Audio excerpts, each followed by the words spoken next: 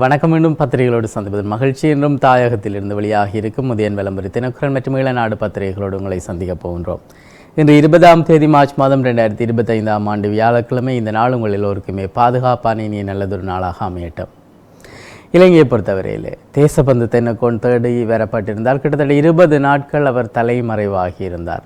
Writ menu தாக்கல் செய்திருந்தார். ஆனால் அது நிராகரிக்கப்பட்டிருந்தது. பின்னர் சொத்து முடக்கம் என்கின்ற ஒரு விடயம் அறிவிக்கப்பட்டிருந்தது.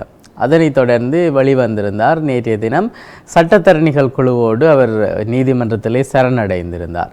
சட்டத்தரணிகள் என்று சொல்லப்படுகின்ற போது சட்டத்தரணிகள் மீது ஒரு பாரிய குற்றச்சாட்டுக்களை கடந்த காலங்களிலே முன்வைத்தவராகவும் மிக பெரும் விமர்சனங்களை சட்டத்தரணிகள் மீது போட்டு வைத்தவராகவும் தென்னக்கோன் இருக்கிறார். இந்த நிலையில் அவர் சட்டத்தரணிகள் குழுவோடு நீதிமன்றத்துக்கு வந்திருந்தார். வந்திருக்கக்கூடியவர் தேடப்பட்டு வந்த குற்றவாளி எனவும் அவர் எவ்வாறு ஆசனத்தில் அமர்ந்திருந்திருக்க முடியும் என்கின்ற விடயங்களும் நேற்று அரசு தரப்பினரால் கேட்கப்பட்டிருக்கிறது. குறிப்பாக மிகவும் காரசாரமாக விமர்சிக்கப்பட்டிருந்தது அவர் குறித்து. குற்றவாளி கூண்டில் நிற்க வேண்டியவர் இவ்வாறு அமர முடியும்? அவர் வந்திருக்கக்கூடிய கார்கள் பற்றி தெரியுமா? அது பற்றி பல விடயங்களை அவர் பதிவு செய்திருந்தார். அதே நேரத்தில் அவருடைய வீட்டிலிருந்து எடுக்கப்பட்டிருக்கக்கூடிய 1009 மதுபான போத்தல்கள் தொடர்பாக பேசப்பட்டிருந்தது. அதே நேரத்தில் பிரபாகரன் அவர்களை தேடுவது போல இவரை தேட வேண்டியிருந்தது என அங்கே சொல்லப்பட்டிருந்தது. அதே போல பல குற்றங்கள் அங்கே பேசப்பட்டிருக்கிறது. அவை குறித்து அங்கே பிணை கோரியதற்கு எதிராக பேசப்பட்டு அவருடைய பிணை நிராகரிக்கப்பட்டு இன்று வரை விளக்கமறியல், நேற்று அவர் கைதாகியிருந்தார், இன்று வரை விளக்கமறியல் என சொல்லப்பட்டிருக்கிறது. இன்றைய தினம் அவர் எவ்வாறு விடுவிக்கப்படுவார்? அவர் விடுவிக்கப்படுமாக இருந்தால் தற்போதைய அரசாங்கம் குறித்து மிக பெரும் விமர்சனம் உள்ளாகும். பார்க்கலாம் என்ன நடக்கும் என்கின்ற விடயங்கள். பட்டளத்தை பற்றி பேசப்படுகிறது. அவ்வாறு பேசப்படுகின்ற நேரத்திலே தமிழர் பிரதேசம் எங்கும் புதைகுழிகள் இருப்பதாகவும் அவை குறித்தும் பேசப்பட வேண்டும் என்கின்ற விடயங்கள் தமிழர் தரப்பினால் முன்வைக்கப்பட்டிருக்கிறது. குறிப்பாக ஸ்ரீதரன் அவர்கள் பேசியிருந்தார். அவர் பல்வேறு கடந்த கால நினைவுகளை அங்கே நினைவுபடுத்தியிருந்தார். மன்னம்பேரி, இசைப்பிரியா, கிரிசாந்தி போன்றோருக்கு நீதி கிடைக்க வேண்டும் என்கின்ற விடயங்களையும் அவர் வலியுறுத்தி தெரிவித்திருந்தார். இதே நேரத்தில் முன்னாள் பொதுமக்கள் பாதுகாப்பு அமைச்சர் மிகவும் அதிகளவான இனவாத கருத்துக்களை பேசக்கூடியவர்.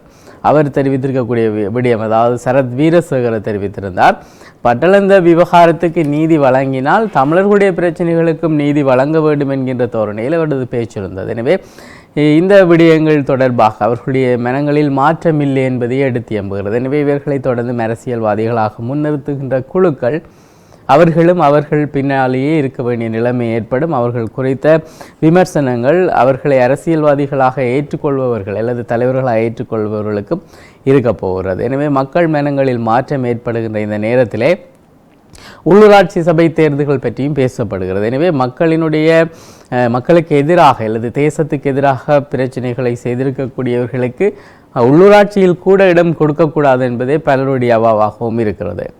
336 உள்ளூராட்சி சபைகளுக்கும் தேர்தல் எப்போது இன்று அறிவிக்கப்படும்.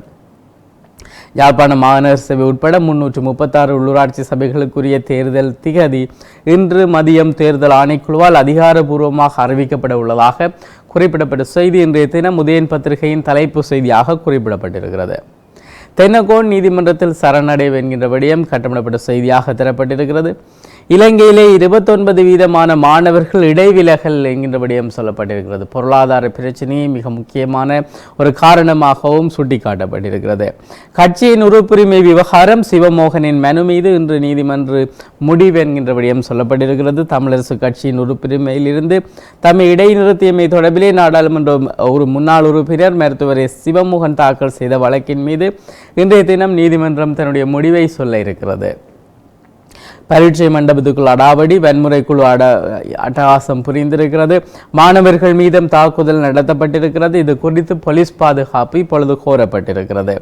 கல்வி பொதுத்தராதர சாதாரணதர பரீட்சை மண்டபத்துக்குள் வன்முறை குழு ஒன்று அத்துமீறி நுழைந்து மாணவர்கள் மீது தாக்குதல் நடத்தியுள்ளது. இந்த சம்பவம் வடமராட்சி கிழக்கு மருதங்கனி பகுதியிலே இடம்பெற்றிருக்கிறது. இது தொடர்பாக இப்பொழுது விசாரணைகள் கோரப்பட்டிருக்கிறது. அதே நேரத்திலே போலீஸ் பாதுகாப்பும் கோரப்பட்டு இனிவரும் நாட்களிலே பாதுகாப்போடு அங்கே பரீட்சைகள் இடம்பெறும் என்கின்ற விடயம் சொல்லப்பட்டிருக்கிறது. இந்த நிலையில் கட்டுப்பணங்கள் செலுத்தப்பட்ட எண்ணிக்கை தொடர்பாக மிக பெரும் விமர்சனம் வைக்க வேண்டியதாக இருக்கிறது. காரணம், யாழ் மாவட்டத்திலே 175 தரப்புகள் கட்டுப்பணம் செலுத்தியிருக்கிறார்கள். மன்னாரில் 55 தரப்புகள், கிளிநொச்சியிலே 30 தரப்புகள், முல்லைத்தீவிலே 44 தரப்புகள், வவுனியாவிலே 71 தரப்புகள் கட்டுப்பணம் செலுத்தி இருக்கின்றன. எனவே இத்தனை தரப்புகள் இப்பொழுது போட்டி போடுகின்ற நிலைமை காணப்படுகிறது. ஒரே நோக்கத்தோடு போராடிய இனம் அதிக எண்ணிக்கையான தரப்புகளை வைத்துக்கொண்டு இந்த உள்ளூராட்சி சபையிலே போட்டியிடுவதானது அவர்களுக்கு இருக்கக்கூடிய இந்த பிளவுகளையே எடுத்து காட்டுகிறது. அத்துமீறிய மீன்பிடிக்காக இந்திய மீனவர்கள் 2 சிறை தண்டனை வழங்கப்பட்டிருக்கிறது. தொடர் கதையாக இந்த விடயம் இருக்கிறது. பட்ஜெட் மீது வாக்கெடுப்பு, இறுதி வாக்கெடுப்பு என்கின்ற விடயங்களும், அதாவது இன்றைய தினம் நாளைய தினமே இறுதி வாக்கெடுப்பு நடைபெற இருக்கிறது. அவை குறித்த செய்திகளையும் இன்றைய பத்திரிகைகளிலே பார்க்க முடிகிறது. இதே நேரத்திலே யாழ் பல்கலைக்கழகத்திலே 39வது பட்டமளிப்பு விழா இடம்பெற்றிருக்கிறது. அவை குறித்த செய்திகள் புகைப்படங்களோடு தரப்பட்டிருக்கின்றன. இந்த பட்டமளிப்பு விழாவோடு தொடர்புடைய ஒரு விரிவுரையாளர், அவர் பயணித்த அவருடைய ஹயஸ் வாகனம் விபத்துக்கு உள்ளாகி அவர் உயிரிழந்திருக்கக்கூடிய துயர செய்திகளும் இன்றைய பத்திரிகைகளிலே பார்க்க முடிகிறது. யாழ்ப்பாணம் தெல்லிப்பளை பகுதியிலே சந்தேக நபர் ஒருவரை போலீசார் கைது செய்ய சென்ற போது அவர் போலீசாரை தாக்கி அங்கிருந்து தப்பியோடிய விடயமும் இன்றைய தினம் பத்திரிகைகளில் குறிப்பிடப்பட்டிருக்கிறது. இந்திய பிரதமர் மோடி இலங்கைக்கு வர இருக்கக்கூடிய நிலையிலே அவர் இலங்கைக்கு சொல்லக்கூடாதென வைகோ வலியுறுத்தி இருக்கிறார். அவை குறித்த செய்திகளும் இன்று உதயன் பத்திரிகையின் முன்பக்கத்தில் பதிவாகி இருக்கிறது. முச்சந்திமலையினுடைய கருத்தை பார்க்கலாம். இப்போ சோதனை எழுதுறதே பெரும் சோதனையாக மாறிட்டு கண்டியலோ என அவருடைய கருத்து அமைய பெற்றிருக்கிறது. அவர் கிட்டத்தட்ட இந்த பரீட்சை மண்டபத்துக்குள் வன்முறை குழு அடாவடி என்கின்ற தலைப்போடு தொடர்புபட்டு தன்னுடைய கருத்தை பதிவு செய்திருக்கிறார். இந்த விடயம் மருதங்கனி பகுதியில் இடம்பெற்றிருந்தாலும் தெற்கு பகுதிகளிலும் அங்கே பாடசாலை பரீட்சைகளுக்கு செல்லக்கூடிய மாணவர்கள் மீது தாக்குதல்கள் நடத்தப்பட்ட செய்திகளை சமூக ஊடகங்களூடாகவும் தெற்கு செய்தி பக்கங்களூடாகவும் பார்க்க முடிந்திருந்தது. அஸ்வெஸ்மோவில் திருத்தம், அமைச்சரவை அனுமதி என்கிற விடயம் சொல்லப்பட்டிருக்கிறது. அதன் இடத்திலே அடாவடி யூடியூபருக்கு விளக்கமறியல் நீடிக்கப்பட்டிருக்கிறது என்கின்ற செய்தியும் பார்க்க முடிகிறது.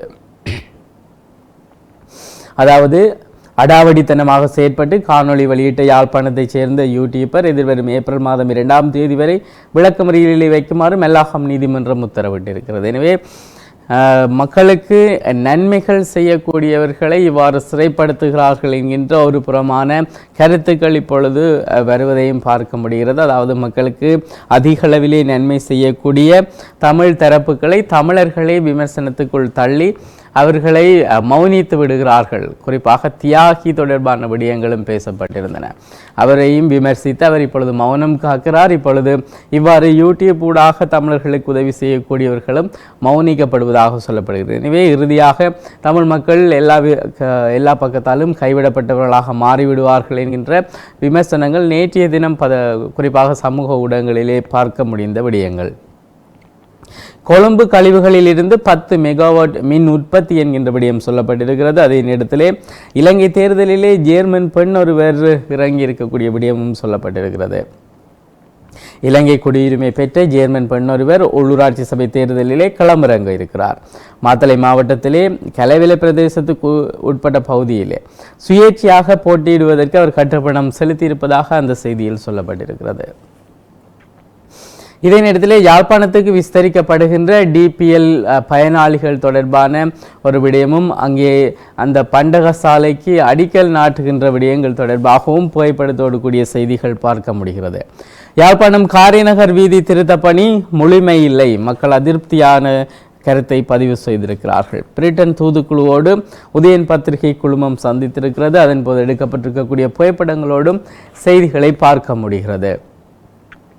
ஸ்ரீமாவோவுக்கு அநீதி, தவறான முடிவே ஐக்கிய தேசிய கட்சி வருத்தம் என்கிற விடயம் சொல்லப்பட்டிருக்கிறது. அதாவது உலகின் முதலாவது பெண் பிரதமரான ஸ்ரீமாவோ பண்டாரநாயக்கவின் குடியுரிமை ஐக்கிய தேசிய கட்சி ஆட்சியிலே பறிக்கப்பட்டமை தவறான முடிவாகும் என்று அந்த கட்சியின் மூத்த உறுப்பினர் அமைச்சர் நவீன் திசுநாயக்க தெரிவித்திருக்கிறார். ஸ்ரீமாவோ அம்மையாரின் குடியுரிமை பறிப்பது தொடர்பிலே கலந்துரையாடல் இடம்பெற்றிருந்தது. எனது தந்தை காமினி திசுநாயக்க இதற்கு கடும் எதிர்ப்பை வெளியிட்டார். எனினும் தனக்குள்ள பெரும்பான்மையை பயன்படுத்தி ஜே.ஆர். ஜெயவர்தன அதனை செய்தார். அதே போல சர்வஜன வாக்கெடுப்பு மூலம் தேர்தல் ஒத்திவைக்கப்பட்டமையும் தவறான தீர்மானம் என இப்பொழுது ஐக்கிய தேசிய கட்சி பேசியிருக்கிறது. ஐக்கிய தேசிய கட்சியை ஒட்டுமொத்தமாக மக்கள் ஒதுக்கி தள்ளி இருக்கிறார்கள். இந்த நிலையிலே அங்கே பேசப்பட்டிருக்கிறது இவ்வாறான கருத்துக்கள். இலவு காத்த கிளிகளா வழக்கு மீனவர்கள் மீன அமைப்புகள் கேள்வி கேட்டிருக்கிறது. அதே நேரத்திலே 9 மாதங்களின் பின்னர் பூமி காற்றை சுவாசித்த சுனிதா அவர்கள் தொடர்பான செய்திகளும் இன்றைய பத்திரிகைகளிலே பதிவாகி இருக்கிறது. தொடர்ந்து வலம்புரி பத்திரிகையை பார்க்கலாம். தலைப்பு செய்தியாக குறிப்பிடப்பட்டிருப்பது தமிழர்கள் மீதான வன்முறைகள் தொடர்பிலே நீதியான விசாரணை முன்னெடுக்கப்பட வேண்டும். சபையில் ஸ்ரீதரன் எம்பி வலியுறுத்தி இருக்கிறார். தமிழர்கள் மீதான வன்முறைகள் தொடர்பிலே நீதியான விசாரணைகள் முன்னெடுக்கப்பட வேண்டும் என அவர் பல விடயங்களை குறித்து அங்கே வலியுறுத்தி இருந்திருக்கக்கூடிய விடயங்களை நாங்கள் ஏனைய பத்திரிகைகளிலும் பார்க்கலாம். யாழ்ப்பாண பல்கலைக்கழகத்தின் 39வது பொது பட்டமளிப்பு விழா ஆரம்பமாக இருக்கிறது. அது குறித்த புகைப்படங்களோடு செய்திகள் பார்க்கப்படுகிறது. தேர்தலுக்கான திகதி இன்று அறிவிக்கப்படும் என்கின்ற விடயம் சொல்லப்பட்டிருக்கிறது. கழனி பல்கலைக்கழகத்தினுடைய உளவியல் துறை பீடாதிபதி விபத்திலே உயிரிழந்திருக்கிறார். அவருடைய புகைப்படத்தோடு அந்த செய்தி தரப்பட்டிருக்கிறது. கண்டி மத்திய அதிவேக நெடுஞ்சாலையிலே மீரிகம பகுதியிலே நேற்று முன்தினம் ஏற்பட்ட விபத்தில் கழனி பல்கலைக்கழகத்தினுடைய உளவியல் பீட தலைவர் சிரேஷ்ட விரிவிரியாளர் கலாநிதி என்டி குணேந்திர கயந்த என்று சொல்லப்படக்கூடியவர். அவருக்கு வயது 46. அவரே இவ்வாறு உயிரிழந்திருக்கிறார். நீதிமன்றத்திலே சரணடைந்தோர் தென்னக்கோன் விளக்கம், அதாவது நீதிமன்றத்தில் சரணடைந்திருக்கக்கூடிய தென்னக்கோன் அவருடைய விளக்கமறியல் தொடர்பாக நீதிவான் உத்தரவிட்டிருக்கக்கூடிய விடயம் விரிவாக தரப்பட்டிருக்கிறது. வெலிகம பெலேன பகுதியிலே 2023ஆம் ஆண்டு விருந்தகம் ஒன்றின் முன்பாக இடம்பெற்ற துப்பாக்கிச் சூட்டு சம்பவம் தொடர்பாக தேசபந்து தென்னக்கோனுக்கு எதிராக மாத்தறை நீதிமன்றம் பிடியாணை பிறப்பித்திருந்ததாக அந்த செய்தியிலே சொல்லப்பட்டிருக்கிறது. அர்ஜுனா எம்பியின் உரைகளை மே 9 வரை நேரடியாக ஒளிபரப்புவதற்கு தடை விதிக்கப்பட்டிருக்கிறது. மருதநாள் மடத்திலே வீதி விபத்து, ஒருவர் உயிரிழந்திருக்கிறார். போலீசாரை தாக்கிவிட்டு சந்தேக நபர் ஒருவர் தப்பிச் சென்றிருக்கக்கூடிய விடயம் தெல்லிப்பளை பகுதியில் இடம்பெற்றிருக்கிறது. அது குறித்து நாங்கள் பார்த்திருக்கின்றோம். இது இன்றைய வலம்புரி பத்திரிகையின் முன்பக்க செய்தி. உட்பக்க செய்திகளிலே யாழ் பல்கலைக்கழகத்தினுடைய 39வது பட்டமளிப்பு விழாவின் போது எடுக்கப்பட்டிருக்கக்கூடிய சில புகைப்படங்களோடு செய்திகள் பார்க்க முடிகிறது. பாடசாலை கல்வியை இடைநிறுத்திய 29% மாணவர்கள் தொடர்பாக தகவல்கள் வெளியாகி இருக்கிறது. அடையாள வேலை நிறுத்த போராட்டத்தில் குதித்த ராமேஸ்வர மீனவர்கள் தொடர்பான செய்திகளை பார்க்க முடிகிறது. அதே நேரத்தில் தேசபந்து வீட்டிலே மீட்கப்பட்ட மதுபான போத்தல்கள் தொடர்பாக பாதுகாப்பு அமைச்சர் அதிர்ச்சி தகவல் வெளியிட்டிருக்கிறார். நீதிமன்றத்திலே சரணடைந்த தேசபந்து தென்னக்கோனின் வீட்டிலிருந்து சுமார் 1009 மதுபான போத்தல்கள் கண்டுபிடிக்கப்பட்டதாக பொது பாதுகாப்பு அமைச்சர் ஆனந்த் விஜயபால தெரிவித்திருக்கிறார். தேசபந்து தென்னக்கோன் தொடர்பிலே பொது பாதுகாப்பு அமைச்சரான விஜயபால நேற்று பாராளுமன்றத்திலே சிறப்பு அறிக்கை ஒன்றை வெளியிட்டிருக்கிறார்.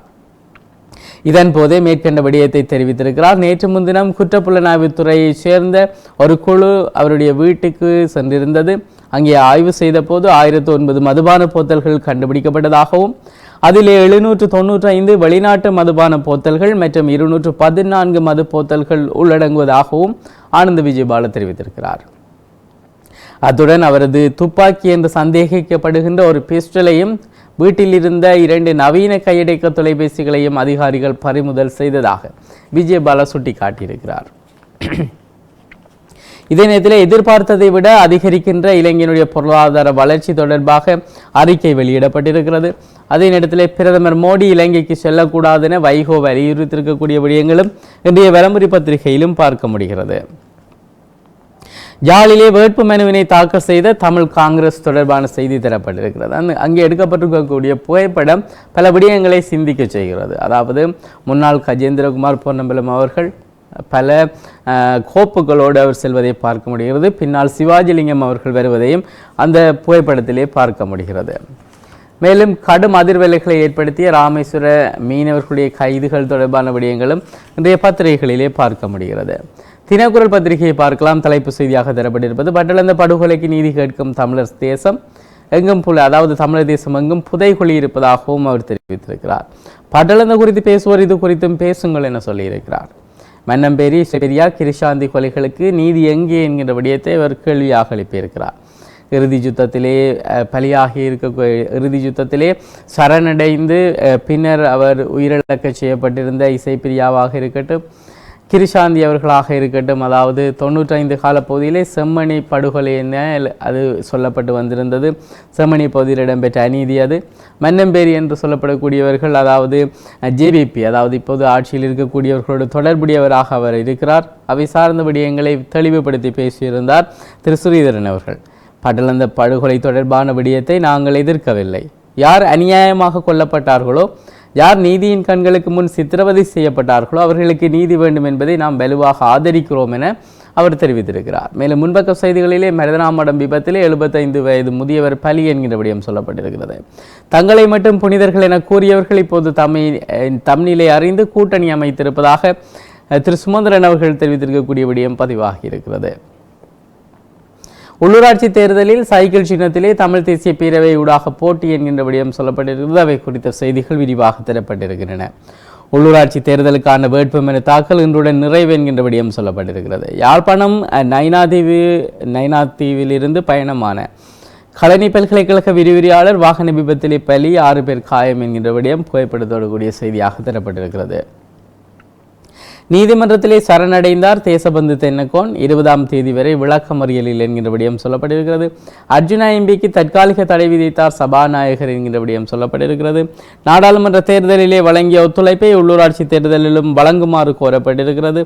அதாவது பாராளுமன்ற தேர்தலில் வழங்கிய ஒத்துழைப்பை உள்ளூராட்சி தேர்தலிலும் வழங்க வேண்டும் என யாழ் மாவட்ட தேர்தல் தெரிவத்தாட்சி அலுவலகர் பிரதீபன் தெரிவித்திருப்பதாக அந்த செய்தி நகர்கிறது. சுகாதார தொழிற்சங்கங்களின் வேலை நிறுத்தம் சகிக்க முடியாத செயல் என்ற ஜனாதிபதி அனுர காட்டம் என்கின்ற ரீதியாக அந்த செய்தி அமைய பெற்றிருக்கிறது. பூநகரி மன்னார் சபைகளுக்கு கட்டுப்பணம் செலுத்த அவகாசம் என்கின்ற விடயங்கள் சொல்லப்பட்டிருக்கின்றன. இவை இன்றைய தினக்குரல் பத்திரிகையின் முன்பக்க செய்திகள். உட்பக்க செய்திகளிலே வேலைவாய்ப்பு கேட்டு போராடுபவர்களை பழிவாங்க முயற்சிக்காதீர்கள், அதனாலேயே நாம் தோற்றோம் என்கின்ற ஒரு தலைப்பு பார்க்கப்படுகிறது. அதே நேரத்திலே தேசிய பொருளாதாரத்துக்கான பெண்களின் பங்களிப்பை அதிகரிப்பது அவசியம் என்கின்ற விடயம் தொடர்பாக பேசப்பட்டிருக்கிறது. புகைப்படத்திலே நிகழ்வொன்றிலே கலந்து கொண்டிருக்கக்கூடிய பிரதமருடைய ஒரு புகைப்படம் இணைக்கப்பட்டதாக அந்த செய்தி தரப்பட்டிருக்கிறது. ஐரோப்பிய ஒன்றியத்தின் இலங்கைக்கான தூதுவர் சபாநாயகருடன் சந்தித்திருக்கிறார். அதன் போது எடுக்கப்பட்டிருக்கக்கூடிய புகைப்படத்தோடு அந்த செய்தி தரப்பட்டிருக்கிறது. மதுபானம் ஏற்றிச் சென்ற லொரி கவிழ்ந்து விபத்து, போத்தல்களை எடுக்க முண்டியடைத்த மது பிரியர்கள் என்கின்ற தலைப்போடு செய்திகளை பார்க்க முடிகிறது. இவை நேற்றைய தினம் சமூக ஊடகங்களையும் ஆக்கிரமித்திருந்த புகைப்படங்கள். அதே நேரத்திலே சொந்த காணிகளின்றி யாழ் மாவட்டத்திலே 11,081 குடும்பங்கள் என்று யாழ் செயலக தகவல்கள் தெரிவித்திருக்கிறது. நோயாளர் காவு வண்டிக்கு சாரதியை நியமிக்க கோரி மக்கள் போராட்டத்தில் ஈடுபட்டிருக்கிறார்கள். அவை குறித்த செய்திகளும் இன்றைய தினம் விரிவாக தரப்பட்டிருக்கின்றன. முல்லைத்தீவு மாவட்டத்தின் தொணுக்காய் பிரதேச செயல்கள் உட்பட்டிருக்கக்கூடிய அயன்குளம் ஆரம்ப சுகாதார பராமரிப்பு நிலையத்திலே நிரந்தர சாரதியின்மையால் மக்கள் பல்வேறு அசௌகரியங்களுக்கு முகம் கொடுத்து வருவதாக தெரிவிக்கப்பட்டிருக்கிறது. இதே நேரத்தில் உடைந்த நிலையில் காணப்படுகின்ற வவுனியா பேருந்து நிலைய இருக்கைகள் என்கின்ற செய்திகளும் பத்திரிகைகளிலே இன்றைய தினம் பார்க்கக்கூடியவையாக அமைந்திருக்கிறது. இதே நேரத்திலே பல்வேறு முக்கிய செய்திகள் இன்றைய பத்திரிகைகளிலும் பார்க்க முடிகிறது. கிரிக்கெட் சபையின் அடிப்படை பிரச்சனைகளுக்கு தீர்வு வேண்டும் என நாமல் ராஜபக்ஷ வலியுறுத்தியிருக்கிறார். அதே நேரத்திலே ரக்பி தொடர்பான ஊழல் தொடர்பாக அவரின் மீது இப்பொழுது கடுமையான குற்றச்சாட்டுகள் இப்பொழுது சுமத்தப்பட்டு வருகிறது. ஈழநாடு பத்திரிகையின் தலைப்பு செய்தி, தேசபந்து தென்னக்கோன் நீதிமன்றத்திலே சரணடைந்தார், இன்று வரை அவருக்கு விளக்கமறியல் என்பதாக அந்த செய்தி அமைய பெற்றிருக்கிறது. அதே நேரத்திலே அந்த விடயம் தொடர்பாக விரிவாக பார்க்கலாம். கடந்த 2023 டிசம்பர் 13 மாத்தளை வெலிகம பகுதியிலே ஹோட்டல் ஒன்றில் துப்பாக்கிச்சூடு இடம்பெற்றது. இந்த சம்பவம் தொடர்பிலே முன்னாள் போலீஸ் மா அதிபர் தேசபந்து தென்னக்கோன் உட்பட சிஐடி 8 அதிகாரிகளை கைது செய்ய மாத்தளை நீதிவான் நீதிமன்றம் உத்தரவு பிறப்பித்திருந்தது. அது குறித்தே அந்த செய்தி நகர்கிறது. யாழ்ப்பாண பல்கலைக்கழக பட்டமளிப்பு உள்ள ஆரம்பம் நாங்கள் பார்த்த செய்தி. தமிழ் தேசிய மக்கள் முன்னணி நேற்று யாழிலே வேட்புமனு தாக்கல் செய்திருக்கிறது. தென்னக்கோனின் வீட்டில் இருந்து 1009 மதுபான போத்தல்கள் மீட்கப்பட்ட விடயங்கள், இலங்கை தமிழரசு கட்சி யாழ்ப்பாணத்தில் வேட்புமனு தாக்கல் செய்த போது எடுக்கப்பட்டிருக்கக்கூடிய புகைப்படங்கள், வேட்புமனு தாக்கல் இன்றுடன் நிறைவு என்கின்ற விடயங்கள் சொல்லப்பட்டதாக அந்த செய்தி நகர்கிறது. அதே நேரத்திலே 11,081 குடும்பங்களுக்கு யாழிலே காணிகள் இல்லை என்கின்ற விடயம் சொல்லப்பட்டிருக்கிறது. தமிழ் அரசியல் கைது கட்சிகள் ஓரணியில் திரள வேண்டும் ஆனந்த சங்கரி தெரிவித்திருக்கிறார். உள்ளூராட்சி தேர்தல் தமிழர் விடுதலை கூட்டணி போட்டியிடாதெனவும் தெரிவிக்கப்பட்டிருக்கிறது. மன்னம்பேரி இசைப்பிரியா மரணங்களுக்கு நீதி எப்போது சபையிலே ஸ்ரீதரன் எம்பி கேள்வி எழுப்பியிருக்கிறார். இது ஈழநாடு பத்திரிகையின் முன்பக்க செய்திகள். உட்பக்க செய்திகளிலே பூநகரி உள்ளிட்ட சில பிரதேச சபைகளுக்கு மார்ச் 26 வரை கட்டுப்பணம் செலுத்தலாம் என்கின்ற விடயம் சொல்லப்பட்டிருக்கிறது. பண்டிகை காலத்திலே அரசால் நுகர்வோருக்கு நிவாரண பொதி என்கின்ற விடயம் சொல்லப்பட்டிருக்கிறது. வடக்கில் இனப்படுகொலை நடந்ததென ஆணைக்குழு அமைக்க கோருவார்கள் என பட்டளந்த குறித்து சரத் வீரசேகர தெரிவித்திருக்கிறார். இவர் போன்றோர் நாட்டிலே அரசியலிலிருந்து அகற்றப்பட்டாலும் தங்களுடைய கருத்துக்களை தொடர்ச்சியாக தெரிவித்து வருகிறார்கள். நகைக்கடையில் தங்கச் சங்கிலிகளை திருடிச் செல்ல முயன்றவர் கைதாகி இருக்கிறார். வரி குறித்த சிக்கலை தீர்க்கும் இணையவழி முன்பதிவு தளங்கள் ஒழுங்குபடுத்த திட்டம் என்கின்ற விடயங்கள் சொல்லப்பட்டிருக்கின்றன. அதே நேரத்திலே வடக்கு கிழக்கு தொழிற்சாலைகள் திட்டமிட்டு முடக்கப்பட்டுள்ளன. சபையிலே சிறிதரை நம்பி குற்றம் சாட்டியிருக்கிறார். அதே நேரத்திலே இலங்கையின் பொருளாதாரம் 2024ஆம் ஆண்டு 5% வளர்ச்சி என்கின்ற விடயம் சொல்லப்பட்டிருக்கிறது. ஊழல் புரிந்த அரசியல்வாதிகளை கைது செய்ய நடவடிக்கை தேவை என்கின்ற விடயம் பதிவாகியிருக்கிறது. இவை இன்றைய பத்திரிகைகள் இடம்பெற்றிருக்கக்கூடிய முக்கியமான செய்திகள். நாளாந்த முதியன் விளம்பரி தினக்குரல் மற்றும் வெளிநாடு பத்திரிகைகளோடு உங்களை சந்தித்து வருகின்றோம் என்று முக்கிய செய்திகளை தந்து விடைபெறுகின்றோம். விடைபெறும் நான் ஹோஸ்டோ. என்னுடைய கலையத்திலே சிவம் அவர்கள் இணைந்திருக்கிறார். மீண்டும் பத்திரிகைகளோடு உங்களை சந்திக்கிறோம். நன்றி.